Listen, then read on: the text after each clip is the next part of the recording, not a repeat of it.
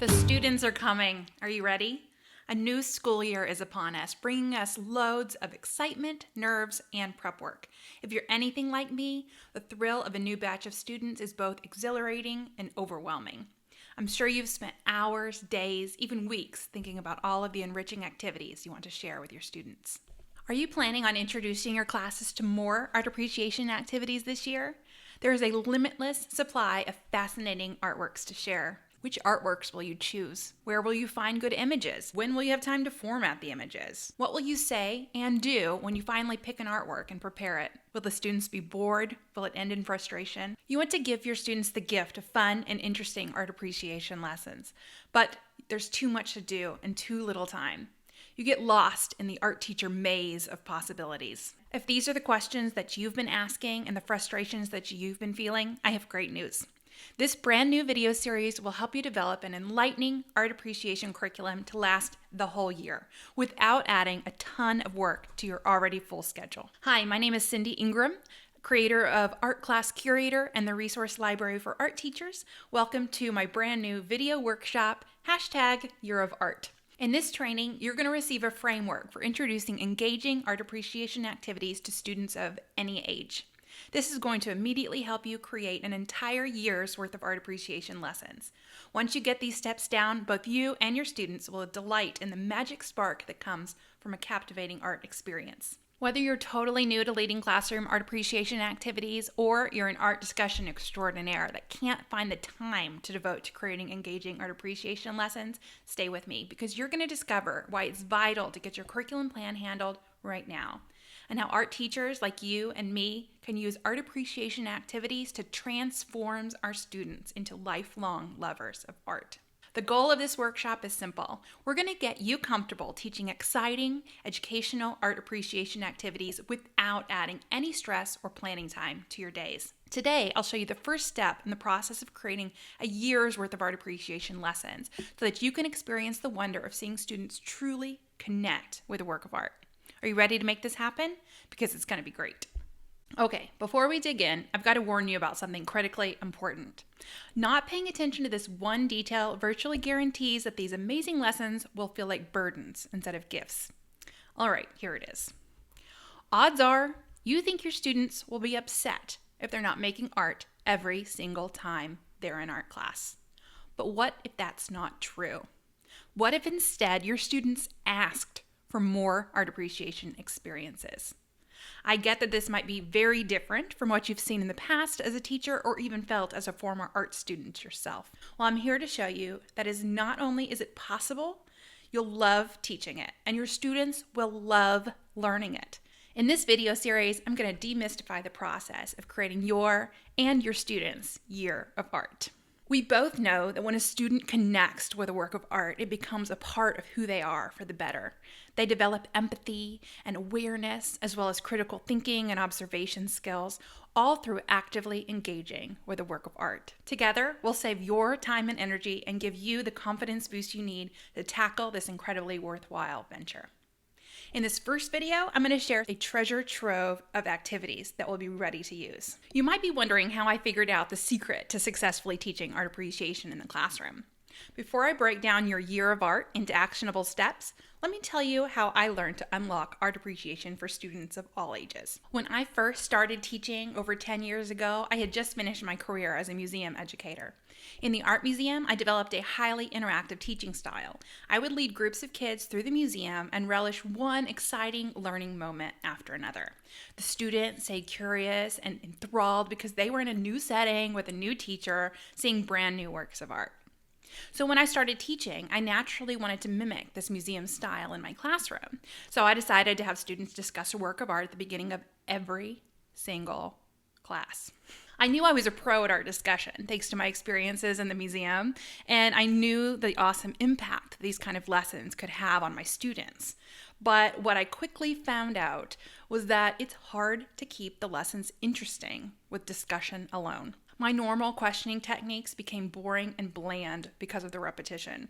Before long, the spark had completely left the classroom. The discussions became stale, and I was exhausted from planning my entire curriculum from scratch as we all do the first year, I was so overwhelmed with the other responsibilities of teaching, grading, classroom management, curriculum planning, and more that I couldn't inspire my students with art like I had for the kids at the museum. I couldn't rely on the novelty of discussion alone. Because in art class, the students don't just come for one day, never to be seen again. They come back, class after class after class, again and again. And I had to find a way to keep them engaged. By the end of that semester, my artwork a day plans went completely out the window. I felt defeated and questioned whether I could do it.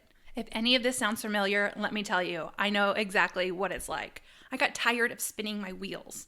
I knew that developing a wide variety of interesting art appreciation activities was essential to getting my students re-energized.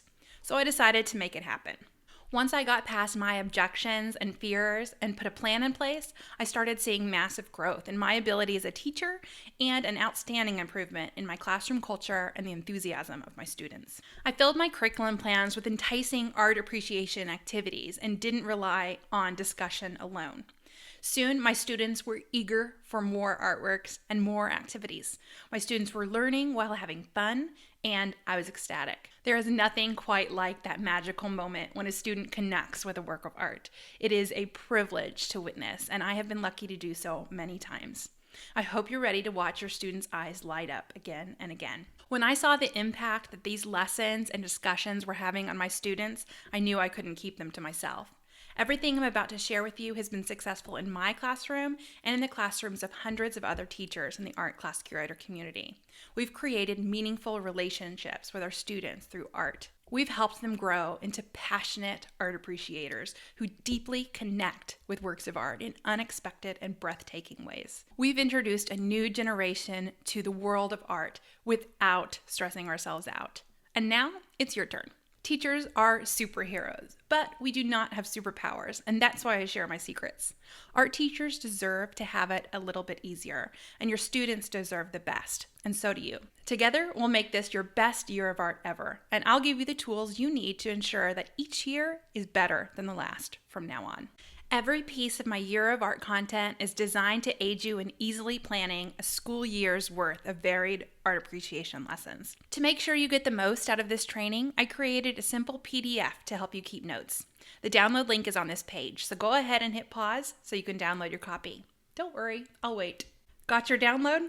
Awesome. As we go through each part of the blueprint, I want you to identify obvious areas of opportunity for your current situation. You ready? Let's get started. The videos in this workshop series are modeled after the steps an artist takes when creating and presenting a work of art, because teaching is an art all its own. It takes inspiration and planning, and we use different tools and media to create meaning in our students' education. So, this first video is our paint palette. On it, we have all of the different options available when we're teaching art appreciation activities. In the second video, we'll move on to the canvas, where we pick art appreciation activities from our palette and use them to create artful lessons.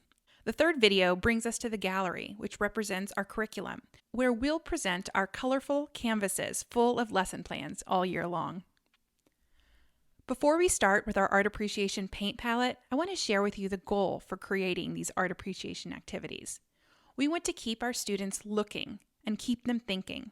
The more time a student spends in front of a work of art, the more they get from it. We need to give them time to look at, think about, and reflect on the artwork.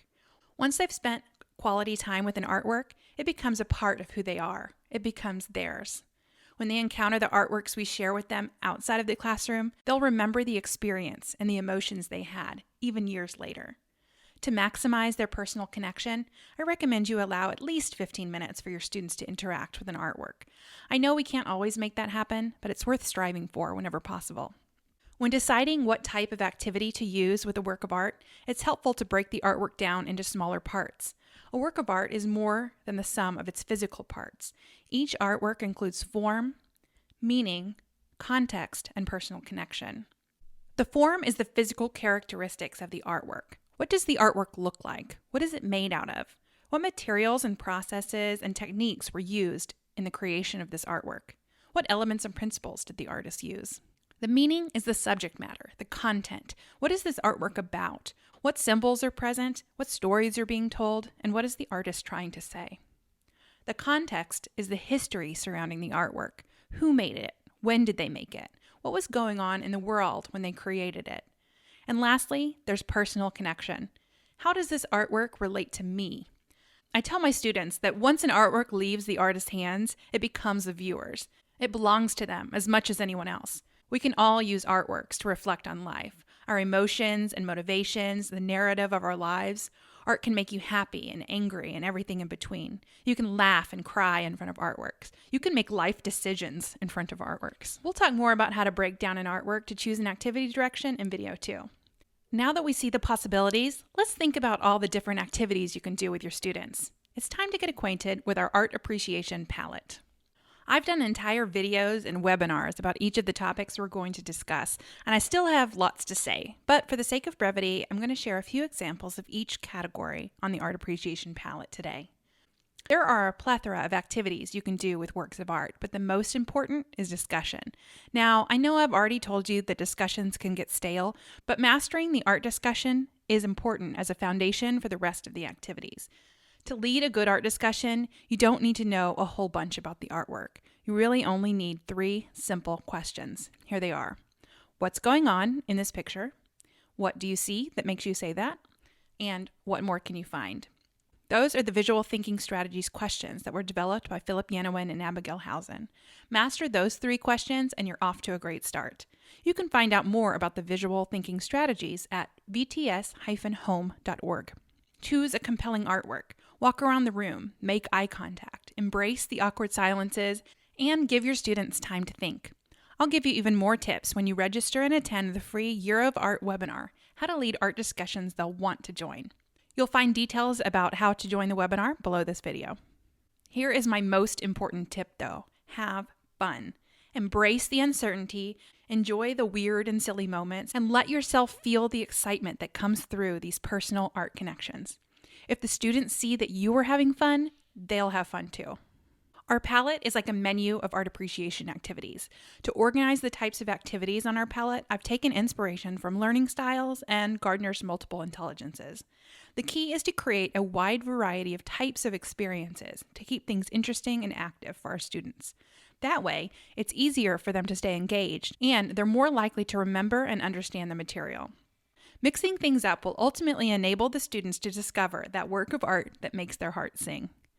And you will have made that happen. Let's start with writing activities. Everything written can also be discussed, and just about everything you discuss can be written. So a very simple place to start with writing is to have students write down their thoughts about the art. The students can also write about the 4 art segments: form, meaning, context, and personal connection. From journaling about how an artwork makes them feel, to crafting a poem inspired by the artwork, to writing a compositional analysis of the painting, the options are almost endless. Writing activities can hit both the verbal linguistic intelligence and the intrapersonal intelligence. Giving students the opportunity to reflect and connect the artwork helps them develop an understanding of themselves and who they are as a person.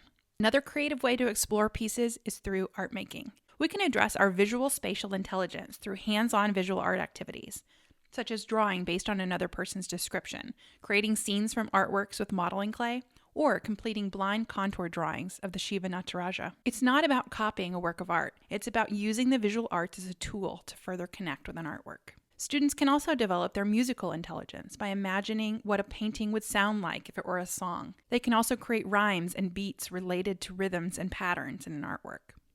Dance and kinesthetic movement can also be used to explore art. By putting their bodies into the positions of characters in artworks, students can understand the meaning, the emotion, and the message even better. Students can create dances based on kinetic artwork, or practice drawing brushstrokes in the air to connect with the movements the artist made. By getting up and moving around, the artworks become integrated with the student's muscle memory. I love to explore art with theater and drama. Theater is magic. It's the culmination of all the arts. It encompasses the verbal linguistic intelligence, the musical intelligence, the visual spatial, the kinesthetic, and the inter and intrapersonal. It's all there. Students can write scripts and tell stories, explore characters, and determine their motivation through the clues the artist leaves. You can have students imagine what happened before and after the scene depicted in an artwork, and then act it out. Theater empowers students to think from different perspectives, flexing their empathy and observation skills. But they won't notice how much they're learning. They'll be having too much fun. Games are also a powerful type of learning activity. Competing to see who can recreate the artwork from memory, playing I Spy with lines, shapes, and colors, going on scavenger hunts for small details, or playing other games with artworks adds a fun, whimsical spirit to the classroom. We want our students to find looking at art fun because fun equals memorable. Developing art games is perfect for that. It's also a great way to embed STEAM practices into our art classroom and reach our logical mathematical students. When we think about art appreciation learning activities with the idea of multiple intelligences in mind, it opens us up to be more creative and thoughtful about the activities we choose. If you find yourself stuck trying to come up with an idea for an artwork, run through the list of intelligences. It'll probably spark a fresh idea.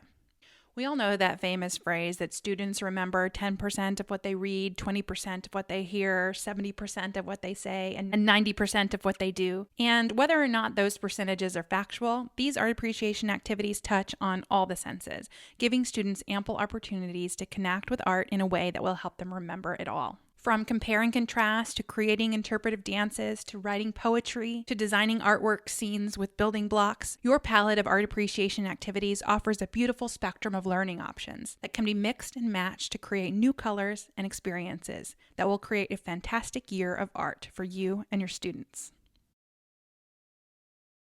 Now that you know about the many types of art appreciation activities that you can use in the classroom, the big question is how we combine the perfect activity with the perfect artwork to create one powerful art experience for your students. Hands down, this is where it all could fall apart. It's one thing to have a bunch of activities, but it's another to pair them with specific artworks.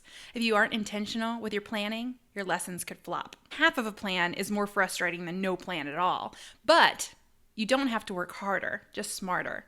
Imagine having an activity paired with a specific artwork and ready to go at a moment's notice.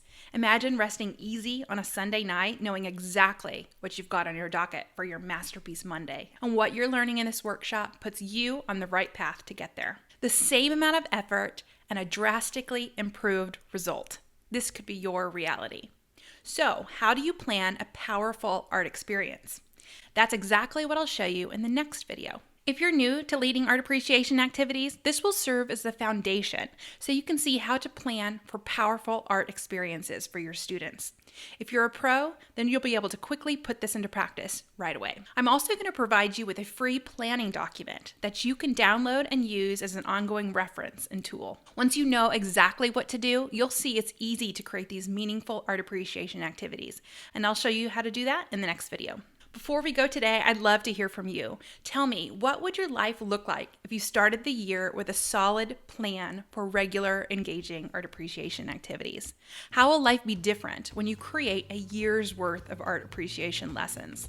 Let me know in the comments below. I'm going to read every one and I'll respond to as many as I can. And if you found this video useful, please share it on Facebook, Twitter, or even by sending the URL to a friend. What you've learned here today is a framework of engaging art appreciation activities that you can pull from the entire year. You'll have the tools to put a plan in hand for the whole year without stress and overwhelm. And more importantly, be ready to experience the magic of seeing your sweet students connect deeply with works of art. Next up, you'll discover my simple one-page planning tool to create these powerful art experiences. I can't wait to see you in the next video.